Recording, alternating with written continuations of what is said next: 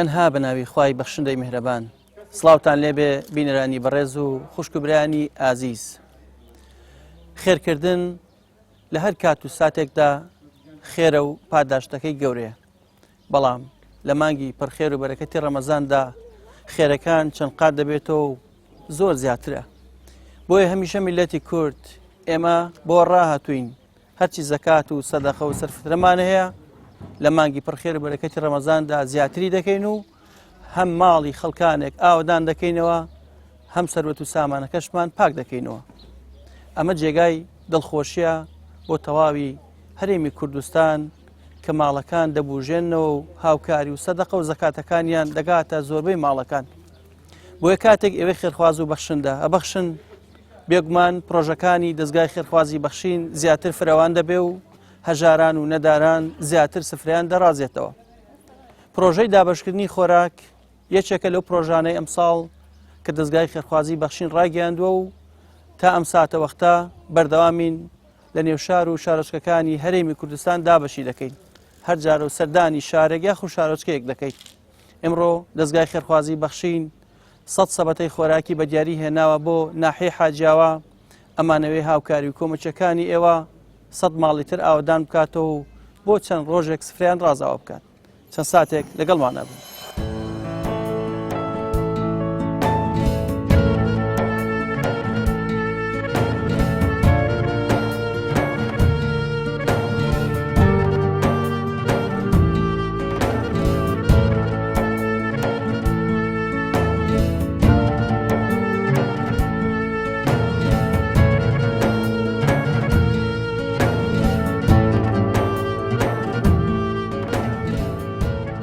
زۆر بەخێر بێن، دەستیان خۆش بێت کە ئەوڕۆ ماڵە فەقیر و هەژاران بەسەر دەکەنەوە و جێگای دڵخۆشیە.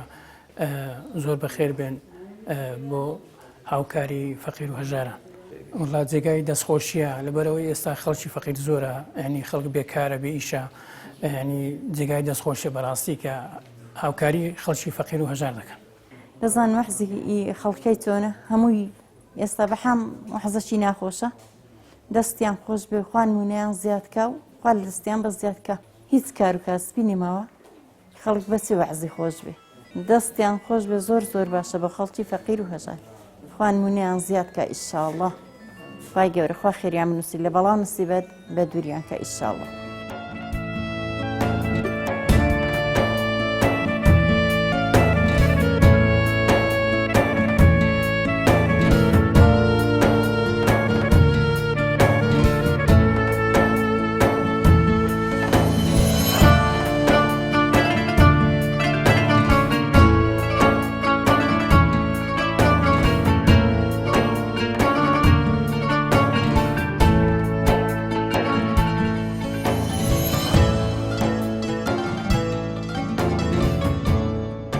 بەناوی خۆی بەخشندەی میهرەبان ئێمە وەکو لیژنەی بەرنامەی بەخشین لە نووسنگی عاجیەوە ساڵانە وەکو نەریتی ساڵانە لە مانگی ڕەمەزوونی پیرۆزدا بەرنامەی بەخشین هەڵدەستێ بە دابینکردنی سەبەتەی خۆراک. ئەم ساڵیش وەکو ساڵانی ڕابردوو هەستان بە دابینکردنی سەبەتەی خۆراک. ئەو خۆراکە پێکاتوە لە 9 جۆر مادەی خۆراک وەکو 2 جۆر برینجە، ڕۆنە، دۆشاوی ئاوا تەماتەیە، 2 جۆر چایە، فاسۆلیایە، نیسکە نۆکە، ئەوانش لەلایەن خەڵکی خێرخواز و دابین دەکرێت. داوا لە هەموو خێرخوازەندەکەنەوە هاوکار و پشتیوانی بەناوی بەخشین بن تاکو بتوانین بە هەموو لایەکمان لە نەداری لە خەڵکی کەم دەرامەت بتوانین خەڵکێکی باش بەستەرکەینەوە. ئەم ساڵیش بمان باش بۆ خەڵکێکی زۆر بەڕاستی ڕووی لە بەرنامەی بەخشین کرد لەکو نووسنگی عاجیەوە. بۆ داواتان لێ دەکەین ئێمە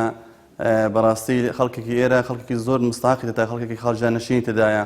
لە هەموو لایەکەوە خەڵک هانای هێناوە بۆ ئێمە کە بتوانین خەڵکی بەستەر بکەینەوە. خەڵکێکە بەڕاستی جێگای مستحقە کە بەسەر بکرێتەوە. داوا لە خێرخوازن دەکەین ئێوە هاوکار بن تاکو بتوانین بە هەموو لایەکمانەوە لەم پرۆسەیە لەم کاتی قەیرانە، کاتی بێئیشیە، بێموچەیە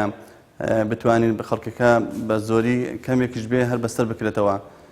تاکو ئێوە ببەخشن ئێمە لە بەخشین بێتاقەت نابین، ئێمە بە زیاتر بڵین ئیشکار و ئیشی خۆمان زیاتر گروتین دەدەین خۆمان. ئەو سەد ماڵە کە پێکاتون لە خەڵکی بڵێن مەسەلا وەکو خەڵکی بە ساڵات چووە، خەڵکی منداڵانی بێباوکە، خەڵکی کەم دەرامەتە، خەڵکێکە ئیشوکاری لە بەهۆی نەبوونی ئیشوکارەوە کە ڕۆژانە کە ئیشکاری دەکرد ئەوەندەش نەبوو کە بڵێ مەسەلە ژیانی پێ بباتە سەر جابووە ئێمە توانیمان لە ئەو کاتەدا ئەو خەڵکە بەستر بکەینەوە کە سەبەتە خۆراکی پێبەخشراوە تاکو ئێوە ببەخشن ئێمە لە بەخشین زیاتر بەردەوام دەبین ئینشاءالله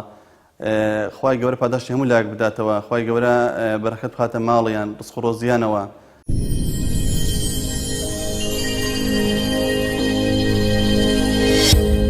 بسم الله الرحمن الرحيم سرەتا داواکارم لە خوای پەروەردگار مانگی پڕخێر و فەڕوبەری بەرەکەتی ڕەمەزان بەخێر و خۆشی بەسەر ئومەتی ئیسلامە بێنێتەوە بە گشتی و بە تایبەتیش بەسەر وڵاتی ئێمەدا بەسەر ئەم هەرێمە خۆشەویستەدا خۆشەویستان ئێمە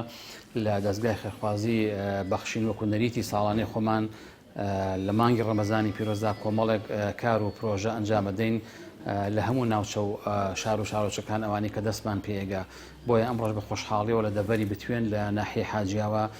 توانیمانە 100 ماڵی هەژار و کەم دەرامەت بەسەر بکەینەوە بە پێدانی سەلەی خۆراکی پێیان و هەر لەبەر ئەو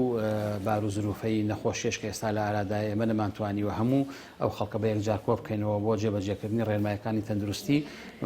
پرۆسەکەمان بە چەند سەعاتێک کردووە لە کولی سەرە سەعاتێکە کۆمەڵی خەڵک بان کراوە و خواردنەکانیان بەسەرا دابەش دەکەین بۆیە ئێمە داوا ئەکەینەوە لە خێرخوازان و لە دەوڵەمەندان لە دەسەڵاتداران ئەوانەی کە دەسەڵاتی مادیان هەیە ئەوانێکەوە